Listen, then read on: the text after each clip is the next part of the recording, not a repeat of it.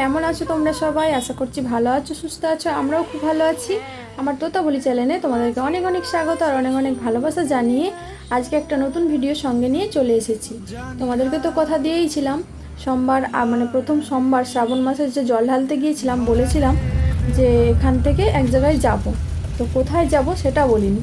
তো দেখো সেই জায়গায় চলে এসেছি। তো বন্ধুরা সঙ্গে থাকো, দেখতে থাকো। আশা করছি আজকের ভিডিওটা তোমাদের খুব খুব ভালো লাগবে, এটা আমার বিশ্বাস। আর অবশ্যই ভিডিওর শেষে আমাকে কমেন্টে জানিয়ে যেও। তো বন্ধুরা সঙ্গে থাকো, দেখতে থাকো, আর অবশ্যই একটা লাইক দিয়ে ভিডিওটা দেখা শুরু করো। তো আমরা চলে এসেছি ঘাটাল ক্ষীরপায়ের বড়মার মন্দিরে। তো অনেকেই হয়তো বড়মার দর্শন করেছো, কিন্তু আমি ফার্স্ট টাইম করব। তো কি বলবো, মানে দেখার পর মায়ের রূপই আলাদা। মানে কি বলবো, যে মুখের পুরো ভাষা উড়ে গিয়েছিল, পুরো চুপ হয়ে গিয়েছিলাম। আর এই জায়গাটা পুরো নিস্তব্ধ, এত ভালো লাগছিল। আর মায়ের এই রূপ আমি এই প্রথম কাছ থেকে দেখলাম। ফটোতে দেখেছি, ভিডিওতে দেখেছি, অনেকেই বড় মার কাছে গিয়ে ভিডিও বানায়, সেটাও দেখেছি। নৈহাটিতে রয়েছে। তো আমাদের ঘাটালের ক্ষীরপায়ে এটা হয়েছে, মানে খুব বেশি দিন না, তবুও হয়ে গেছে অনেক দিনই। তো আমরা এই ফার্স্ট টাইম আসলাম। তো এই দেখো মাকে একটু তোমাদের দর্শন করিয়ে দিলাম। তো কেমন লাগছে একটু তোমরা কমেন্ট করে জানাও। তো এখন আমরা সবাই একটু ধূপবাতি করে নেব। আর এখানের পুজোর পদ্ধতিটা একদমই আলাদা। অন্য মন্দিরে যেমন যারা পুজো দেওয়ার হয় তারা পুজোর জোগাড় নিয়ে যায়, পুরোহিত মশাই মন্ত্র পড়ে পুজো করেন। কিন্তু এখানে যার পুজো দেওয়ার থাকে সে নিজে হাতেই পুজো করবে, এটাই নিয়ম। এখানে কোনো পুরোহিত দিয়ে পুজো হয় না। দেখে ভালো লাগলো যে নিজে নিজে পুজো দেওয়া যাবে। আমার মনের কষ্ট, দুঃখ, আনন্দ সব কিছুই আমি মায়ের সাথে শেয়ার করতে পারবো, কারোর হাত দিয়ে পুজো দিতে হবে না। এটা দেখেই আমার খুব ভালো লাগছে।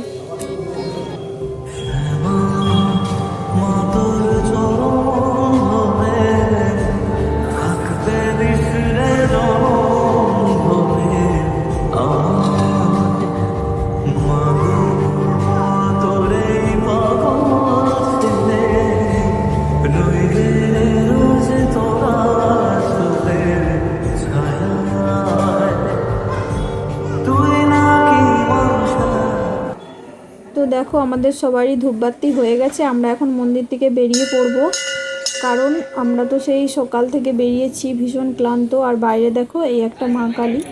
তো আমরা মন্দির থেকে বেরিয়ে চলে এসেছি। আর গাড়িটা একটু সাইড করে রেখেছিল, গাড়ি আসছে সেজন্য আমরা এখানে দাঁড়িয়ে আছি।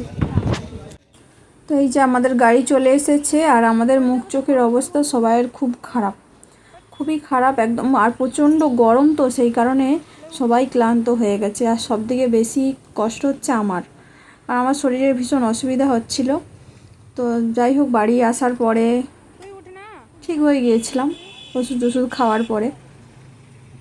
তো আমরা এখন গাড়িতে উঠে বাড়ির দিকে রওনা দেব। আর তোমাদের মন্দিরটা কেমন লাগলো অবশ্যই কিন্তু কমেন্ট করে জানিও। আমাদের তো খুবই ভালো লেগেছে। দেখা যাক, যদি মায়ের ইচ্ছা থাকে তাহলে হয়তো ভবিষ্যতে আবারও আসতে পারি, সেটা কপাল জানে। সব কিছু তো আর নিজের ইচ্ছে হয় না। তো যদি কপালে থাকে নিশ্চয়ই আবার আসবো। তবে এটা কিন্তু একদম মানতেই হবে, ভগবান যদি চায় সব কিছুই সম্ভব। কারণ আমাদের এখানে আসার কোনো প্ল্যানই ছিল না আগে থেকে।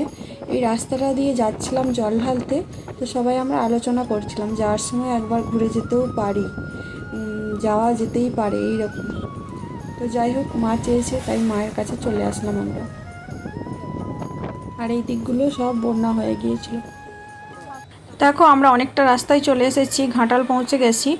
আর ঘাটালে এসে মায়ের খুব আইসক্রিম খাওয়ার খুব ইচ্ছে গেছে। মায়ের তো খুবই ইচ্ছা গেছে, তো মায়ের জন্য আমাদেরও খাওয়া হয়ে গেল। আমরা গাড়ি থেকে নেমে একটু আইসক্রিম নিতে চলে এসেছি।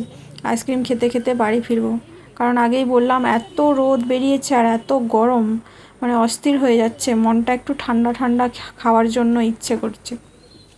তো এই দেখো আমরা সবার জন্য আইসক্রিম নিয়ে নিলাম। তো এখন গাড়িতে উঠে আইসক্রিম খেতে খেতে বাড়ি ফিরবো। তো বন্ধুরা, আমরা আজকে আইসক্রিম খেতে খেতেই ভিডিওটা এখানে শেষ করব। যদি আজকের ভিডিওটা তোমাদের কোথাও ভালো লেগে থাকে অবশ্যই লাইক, শেয়ার, কমেন্ট করে পাশে থেকো। নতুন বন্ধুরা বন্ধু হয়ে পাশে থেকো। পুরনো বন্ধুদের অনেক অনেক ধন্যবাদ আমার পাশে থাকার জন্য। আর যারা যারা প্রথম থেকে শেষ পর্যন্ত রয়েছে তাদেরকে তো অনেক অনেক ধন্যবাদ, অনেক অনেক ভালোবাসা। তো বন্ধুরা, আজকের মতো টাটা।